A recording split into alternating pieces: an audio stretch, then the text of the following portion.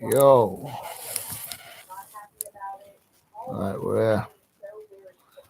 Soon as I start seeing people come up. Sorry to GG, yeah. You said 7 p.m. But then you told me I forgot you was in New York, so it's 9 p.m. over here now. So it should be 2 p.m. during the day over there. So you're probably at work, I don't know. Wait till I start seeing a couple of people. I've got one on, thank you. Whoever you are, it'd be nice if you bots in, but just let us know who you are. Right, so I got asked more about the Nicola Bulley thing today. Yeah, so just lost you again. We're waiting. Things you're gonna hear today is like they say 20 is an anniversary, don't they? 20 days. It's not really nice. There's nothing nice about what's happening today. But let's go for facts. Let's go for conjecture. Let's go for logic, and let's go for the what ifs. Other position in life myself where it was just what ifs, and I was coughing for somebody else's bullshit. You know what I mean? So that was me and my missus trying to keep all of our child. No, where's my fans?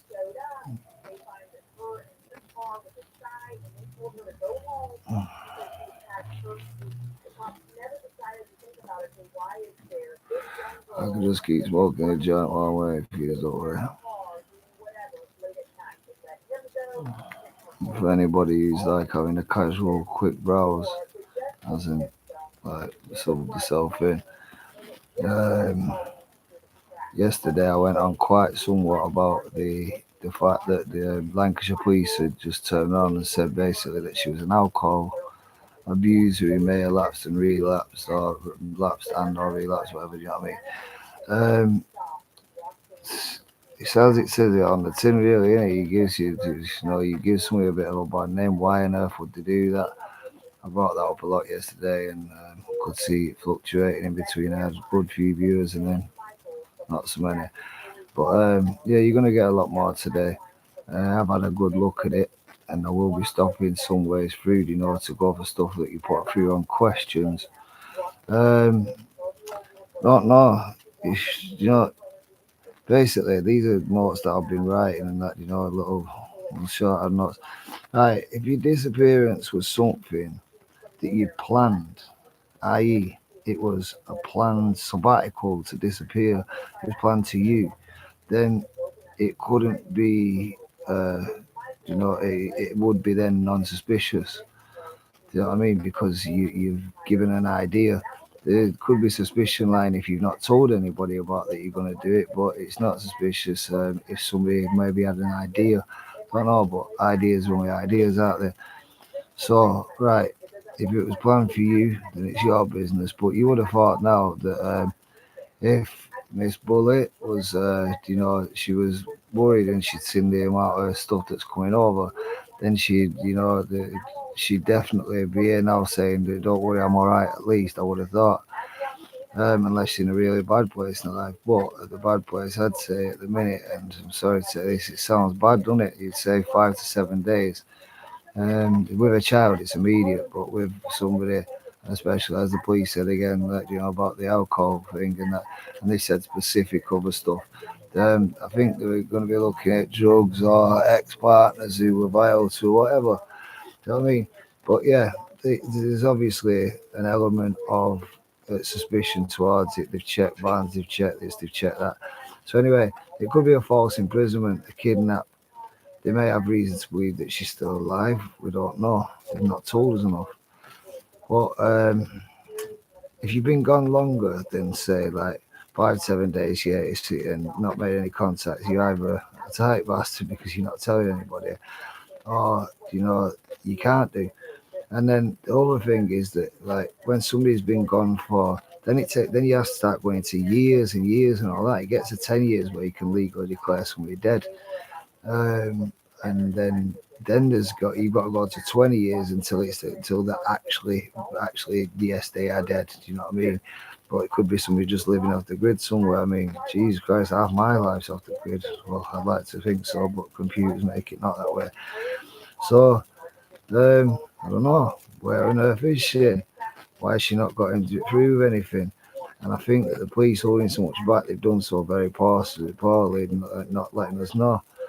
Right, it's so it is deemed suspicious, and the disappearance just ain't right. Do you know what I mean? It won't be on telly and that if it wasn't suspicious. And people like myself who have, I've never been anything to do with a woman going missing or anything like that, but I've been involved in, some bad criminal cases.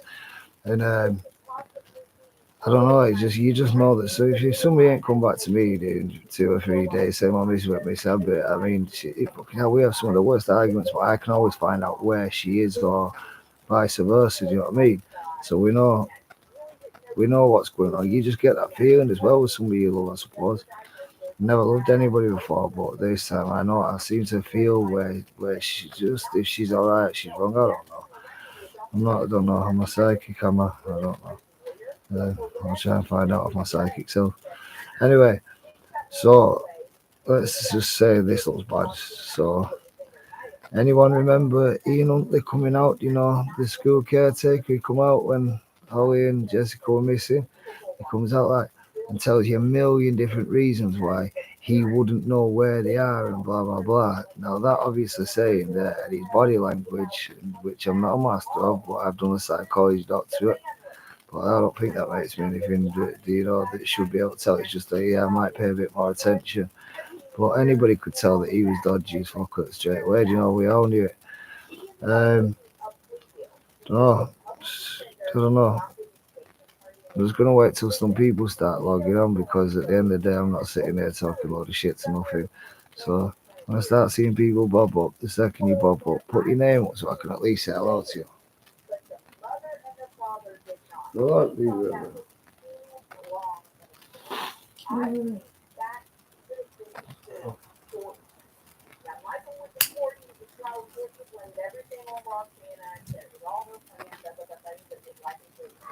Where's Gigi, my number one supporter?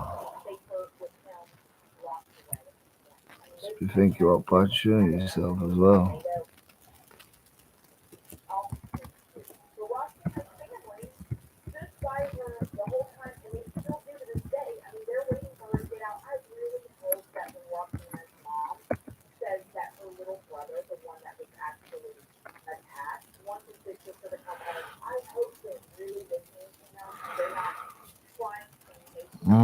Wonder if I can get anybody on with this. What am I do? I'll give you a little snippet of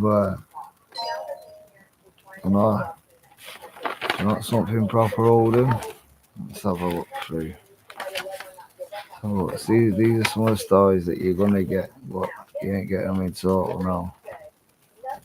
So do you start showing me, or I'll start showing it you?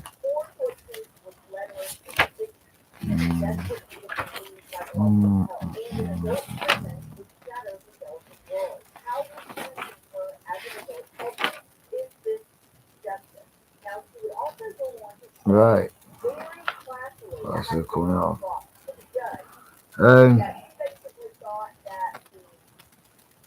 2005. I'm well into a jail sentence. I've been in about 18 months. And a lad who I've encountered on the street many times, and he was quite a good friend, to be honest with you, called Warren Matthews. I knew him, I knew his dad, I knew some of his brothers, I knew some of his brothers better than others. I don't want to bring the names out, but anybody who knows the Matthews brothers off Limeside, had already done an end of life thing. I'm not going to go too much into it, like I say, but it is an end of life over here, basically means I've been done for manslaughter, and I've been arrested on murder, never been done for it, obviously. But well, it's not that obvious, because I could be out over here by now. But what's it?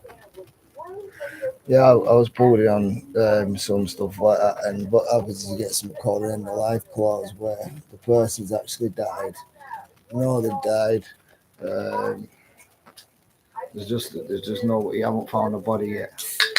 So at the end of the day, you haven't found a body yet.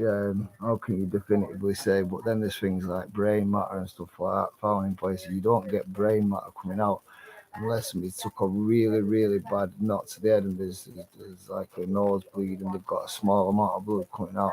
Thank you for whoever's just tuned in. Right, basically, I'm just saying that I was talking the story of Warren Matthews there that I was going to bring up and see if that would drum up a bit more attention. Basically, yeah, Warren Matthews is about 2004. A body went missing at somebody who was supposed to be a notorious drug dealer, Andrew Green. Andrew, right, my view has gone again, so you can wait.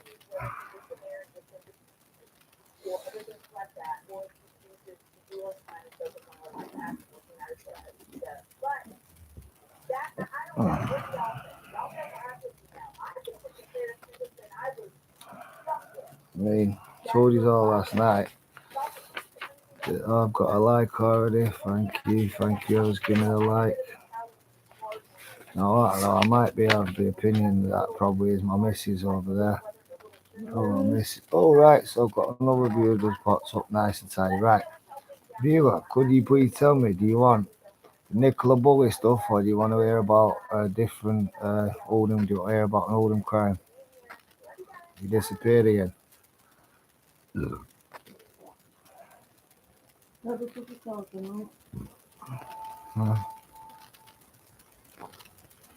Oh, it started yesterday. And we got big yesterday.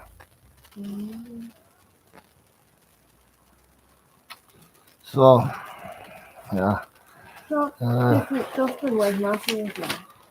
We'll just do it right. Yeah. Another one that I want to tell you about, right? You know anything about Orsted Street, Oldham? If you are from Oldham, Orsted Street is in the middle of town. There used to be a drug treatment centre on there. That drug treatment centre, before that, was called the West Indian Club. It dealt with all Caribbean events and stuff like that. They had Chris Goldfinger, your boy from Radio 1. He used to be on straight after Westwood. So anyway, I get told that he's on and blah blah blah blah blah. I didn't really want to go to it, so like I had dance hall reggae stuff. But Westwood, yeah, definitely would have gone to. So anyway, a friend of mine, Richard Barker, who's called. At the time he was 28 years old. His birthday is 29th of no, that's my father's. What am I on about? His birthday is 26275. And all that's got it right across my chest. To me, he was a legend, Richard. He was like this dead small guy, but he was dead hard and but really nice, fair guy. Not some major gangster, I don't know, but you know what I mean. He was a good guy. Anyway, what happened is he's gone out one night. I got a canal boat. I've been down at the canal boat with a friend, and where's it coming over about? There's been this massive thing in York from Radio 1. I was listening to bits of the concert we could hear. I was in the presence of a friend of mine called Rob, but I haven't asked his permission, so I can't give his full name. Anyway, I hear that there's been a shooting at this event, an event that I was tottering around where I was going to go. So anyway, I know that Richard's there. I know that several of my other friends are there, and a lot of them being around the same age. I was the younger of my age bracket, so they were all like 28. I was 21. Anyway, this was on the 22nd of August 2003. So anyway, what's happened is they've been out at the dance hall. It's been going on. My friend Richard, the lad who died, he's notorious for his wild dancing. He do break dancing stuff like. He was a top MC stuff like. Really good guy. So anyway, yeah, thank you. Yeah, I was just going there. Right, so he was dancing still, towards the end of the concert. It's like it's really died down. And there's been some lads in who's been what he classes gangbangers from Manchester, headed by a lad called Gareth Curtis. There was Gareth Curtis, Ashley Clark, lad called Longy. There's certain names I can't give him full, but anyway, what happened is Gareth Speed had a bit of a straightener with Richard, and Richard's, by all accounts, absolutely wiped the floor of him like he does with most people.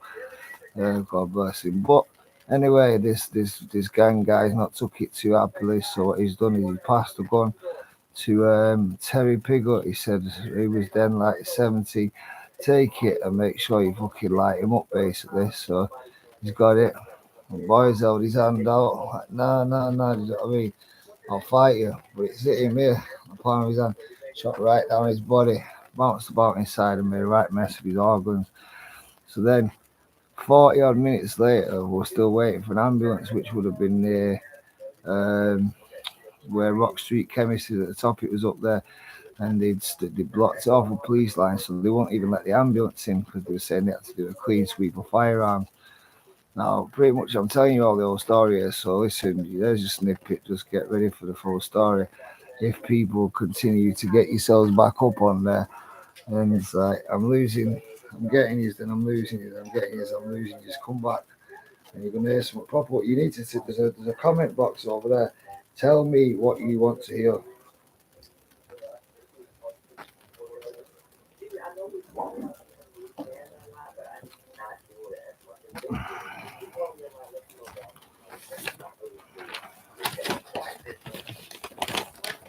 For half the ones who fuck out, or like hearing me spit bars, and all, can I do some of that for you? Do you want me to do some of that? I don't give a fuck, just fuck, I'll do whatever keeps you the fuck on here.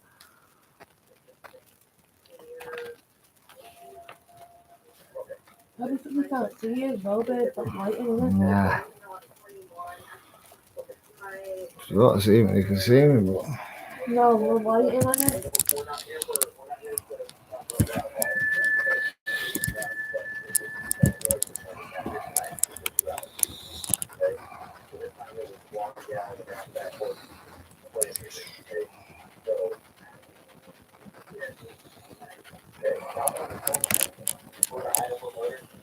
there you go.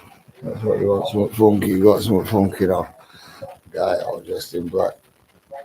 Ready for an unseen attack. Oh shit. Right, we'll start again. And keep popping, because I've noticed that the one that I done last night has picked up a fair few views, hasn't it? Right, so 1 second. Could my assistant please pass me the mic that I read my stories from while I'm this is what basically you get from me. If I've got nothing to talk to you about, yeah, I'm just going to give you I'm going to give you is it in the bathroom? I'm just going to give you some stories that come from a very popular magazine over here in England. A very popular magazine here in England. It's called that's the opposite of death. It's not called that, but gotta be careful. I don't know all my copyright stuff. Right, so yeah, let's try this one. This is one that this particular mic does, right. Real life crime scene. Police knew someone had been brutally killed, they just didn't know who. Nah, it's not going to do it. Actually, we're going to have to get some better lighting looking out over it. Right, police had knew someone had been brutally killed, they just didn't know who. No identifiable body was found. New technology was used. Cops had been relying on CCTV footage. The Avenue DJ spot was playing. And this is, I don't know, it's a strange one, this, right? Right, it was a beautiful summer morning on the 8th of August 1996 in Anchorage, Alaska. Alaska, as you know, freezing place on the back end, near the Antarctica. Near Antarctica, it's the back end of America. On this day, workers entered a downtown office building and saw something different, and it was extremely disturbing. It was a woman's body laying lifeless near a wooded area. She was wearing a check jacket. Her clothing was strewn over a 30-foot area. She must have had a lot of clothing. It was a clear indication of a life and death struggle. When police arrived at the gruesome scene and discovered that her face and body had been badly beaten, They knew that visual identification would just be impossible, so imagine it was that bad. Right. There was multiple blows to her head and upper chest area, and there was another dead end, literally dead end. She didn't match any missing person reports, and apparently there had been no witnesses at all to anything. One thing may have worked in the law enforcement's favour. The victim hadn't been moving or touched since being discovered, and the body had been protected from the sunlight and it had not been raining. That meant that they were able to try to get latent prints off the body using new technologies. The complex process would only be performed and could only be performed if the body had been kept in a very specific condition. It had been, and doing this, it involved a heat gun with a lot of amount of basically super glue. This potentially reveals hidden fingerprints. You've all seen it on CSI and that. It's on the victim's skin. Right, the heated glue then attaches itself to, to like anything else you've got, any greases or anything which are secreted by the human body. Right. So any biological oils, they class it as someone's fingerprints or hands. I mean, the glue then hardens on the point so it could be photographed. Fortunately, it worked the very first time. On the victim's left thigh, there was a fragment or palm print from the killer's left hand. Investigators were delighted as it was the second latent print from human skin that had been confirmed. Then came another lead. Above the body, on some low-hanging branches, police discovered 35 head hairs, which did not come from the victim. Now, you worked out 35 head hairs, and the long ones as well. I mean, right, so it appeared that the branches had become entangled in the assailant's hair during the assault. But the assailant, or the attack or whatever. Anyway, police now had the palm print and possibly a hair sample from the killer. All they needed was to identify the victim and find the suspect. When the body of the victim was taken to the morgue, the medical examiner determined that she was an Alaskan native between 30 and 40-year-old. She was about 5'2". She weighed about 100 pounds. 100 pounds, work it out, is like, she's like, 110 would be 55. 5'5". She's less than 6 stone. He also found a bite mark on the woman's breast and signs that she'd been sexually assaulted. There was also some bloody boot impressions on the victim's torso, but they weren't clear enough to identify. While the violence didn't indicate whether the pair would be known to one another, it did tell police the suspect spent considerable time with the victim. The toxicology report indicated that the victim had a blood alcohol level of 0.308. That's over 4 times the legal limit for driving, you've got to understand. So that don't really mean that you know what I mean? Anyway, Anchorage police checked missing persons report, but they found no one resembling the victim. You've got to remember, Anchorage, Alaska, are really far out. They don't have much shit. They get a lot of murders, but we've not got a big police force because not a lot of people there. Right, they checked missing persons report, but they found no one resembling the victim at all. Meanwhile, the hairs found caught in the branches at the scene were analysed. They were very unusual. The strands were very long, between 18 and 20 inches. They'd originally been very dark, but had been bleached, so they almost looked an orange colour. Right, and this saying to me, somebody like, you get Bengali people, you get Chinese people do weird shit like that. Anyway, and further analysis, it was concluded they were looking for a native Alaskan male with long black hair down to his waist with an uneven orange tint on it. It was a start, but police, I hadn't even read this before, but police were fearful that this was a very dangerous man. He was still on the loose and he could easily strike again.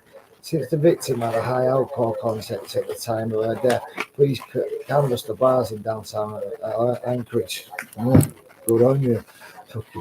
Anyway, many of the bars had extensive video surveillance systems, so the police collected tapes from every downtown bar, had one, and looked through hours of footage. One videotape from the surveillance camera of a bar called The Avenue was taken on the night of the murder. Fortunately, the picture was relatively clear for a night scene, because even at 9 p.m. or 10 p.m. at night, the sun was still shining since Alaska was so far north. That was why it was called the land of the midnight sun. On a tape, there was a clear image of a woman wearing a check jacket, just like the one found at the crime scene. She was walking down the street with a man with long black hair. The trick now was to find out both of their identities. When police showed the surveillance picture to the bar owner, he couldn't easily identify the man in the image, but he knew the woman. Her name was Martha Hanson. A background check revealed that Martha Hanson was a 48-year-old divorced mother of 6. Martha had been gone for 2 days before her children had been reported as missing, which is why police haven't really connected her to their victim. The bar owner said that on the night of the murder, Martha was in this bar, but they wouldn't serve her as she was too intoxicated at the time. So basically, it says she was that drunk, which doesn't really tell it. They always say she's a bit over 3 times a drink driver. I don't know. She might not have been a big drinker anyway. But Martha was inside for less than 5 minutes. She can't drink that much, doesn't it? Patrons remember her, but did not recall seeing a man in the surveillance image. It appeared the man never entered the bar, so there was no clear shot of his face. However, the images showed Martha and the man walking arm in arm, which suggested the two men they knew one another. When police put the photograph in the local newspaper, a concerned citizen called with some information. Said that a week after the murder of Martha, one of her friends blurted out that he killed someone. When she asked him how, he'd held up his hands indicating he'd either hit or strangled his victim or both. He was suggesting, look, for my hands. The man's name was Evans Lee Curtis, and if I can get you anything up there, if you can see, it's hard to do this. Get that as close as I can to you there. That one there at the bottom, smoking a cig, yeah. I had to screw the magazine up a bit so you can't see certain bit. That's the one above it there. Is the woman who's gone. Them are those bits of like crime scene photos and stuff like that, there's nothing really there. That's it. There's the place where they were last seen. DJG spot, whatever friggin' hell it's called. I mean, I will really do this better for you next time. Couldn't do it much worse than this, could I? But anyway, man's name was Evan Lee Curtis. His hair was so long it fell almost to his waist. Evans was unemployed with no prior arrest. He had oddly left his trousers in the women's home, and they appeared to be similar to those in the surveillance image. When police analysed the trousers, they discovered that they were spattered with blood. Was it Martha's, or police on completely the wrong track? Turn over to find out. Right, go on the case now if you want to write these down or anything. Fact 1. One morning, office workers in Anchorage, Alaska, found a woman's body. She'd been murdered and her possessions were strewn, indicating a struggle. So the first photo, it shows like some woodland, and there's a black purse. Looks like it's got like some sort of Gucci tag on it in the middle. Fact 2, the beaten up woman wasn't identifiable, but using new technology, the killer's palm print was taken from the victim's thigh. They have actually got some of that what they've said before with the steamed glue, and it is actually coming up on what looks to be Asian sort of woman's leg. Right, fact 3. Above the body on some branches, police discovered 35 long head hairs which didn't come from the victim. Did they belong to the murderer? Well, you can guess what's there, just a 2 pieces of tape or no longer loads of piece of hair in it. Right, fact 4, toxicology report revealed the victim had been over 4 times the legal limit of alcohol. By visiting local bars, police identified the body as Martha Hanson. She looks like an older lady. She looks happy enough, you know what I mean? I don't know. Fact 5, CCTV showed Martha had been with long-haired family friend Evans Lee Curtis. But before her death, was he involved in a murder? I have tried showing me there. I mean, it's terrible. I will actually get this sorted. There he is there, if I can get it in that way. So there's the other ones that you need to see. Right, and like I say, this is all their work, you know what I mean? So, okay, I'm sorry, you've got all them facts down now, you know what I'm saying? So listen, this is basically what some of these are going to be about. You tell me what you think. Thank you for the like, whoever just put that up. Right, the verdict. Guilty. The evidence just kept on mounting up. Evans Lee Curtis was interrogated by the police, but he denied any involvement in Martha Hanson's murder. The question now was whether the forensic evidence was a match. Evans claimed the man in the video image was someone else, and that he certainly wasn't the only man in Anchorage with long hair, but his long hair was distinctive. It had the same unusual orange colour as the hairs found at the crime scene. Investigators wanted something more conclusive. They wanted to know if the partial palm print on Martha's thigh belonged to Evans. So police took impressions from his hands, focusing more on the palms than his fingertips. when it was compared, there was no mistaking it. It is the print, and definitely it was the print to the same one that was taken from the body. And it did belong to Evans Lee Curtis. Finally, they conducted DNA testing of the blood found on Evans's pants and on his boots. So, both for a match with Martha, police discovered Evans knew Martha's daughter and actually met Martha at a dinner party a few weeks before the murder. Prosecutors believed when Martha left the Avenue bar, she had happened to run into Evans. Recognizing one another, they had walked down the street, possibly arm in arm, possibly on their way to another night spot. But instead, Evans took Martha to a secluded area and he made a sexual advance towards her. When she rejected him, he attacked her. In the ensuing fight, Evans caught some of his hair in a tree branch, hair which had a distinct orange bleaching. He then got blood on his trousers and left his partial palm print on Martha's left thigh. When he stepped on Martha's torso, her blood became embedded in the sole of his boot. When faced with the overwhelming amount of evidence, Evans Lee Curtis pleaded guilty. He was sentenced to 99 years in prison. Right, so just let me say something. My opinion of this is, yeah, okay, he's turned around and he said, yeah, he's guilty, but fuck me, I mean, I could have easily walked on that, and I wouldn't have done something like that. But I mean, he just sat there and he's just done what the police have put him under a bit of one. He's felt a bit like he's shitting himself, so he's just give it away. But I mean, he looks. I mean, you can't look, yeah, I suppose, but you can. He looks as camp as a cuckoo clock on fucking Canal Street, yeah. And then the way they turn around and they say, look, this bit really got me. Yeah, that's like, right. They believe he took her to a secluded area, and they believe that he made a sexual advance, and then they believe that when she rejected him, they believe he attacked her. And in the ensuing fight, they believe that Evans caught some of his hair, blah, blah, blah. And when he stepped on Marvin's torso, her blood became embedded with the sole of his boot. They believe, when faced with the overwhelming amount of forensic evidence. How's that facing an overwhelming amount? Yeah, if it's what somebody believes. Listen, thank you to FMG footballer, mad gamer. She's having tea, no doubt, at Emma White's wedding venue, which is conveniently down June Long River. We'll answer that in a minute, mate. Right, listen, I'm bobbing off for a minute. Send some shit over if you want me on. Yeah, if you want me on over something else. Thank you. Take care, bye